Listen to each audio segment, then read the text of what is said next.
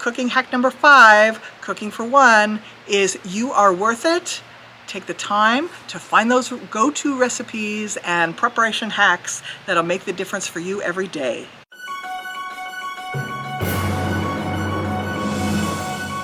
Invest in yourself, get a couple of things that help you to make things that are the right size for you, anytime you want, cooked in the proper way. So cooking tip number 4 is get the right size kitchen kit.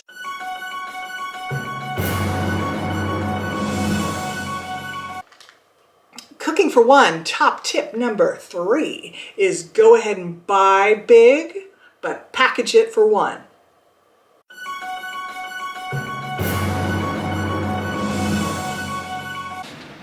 Cooking for one, top tip number 2 is use the power of the garden to bring you fresh, replenishing food anytime you want it.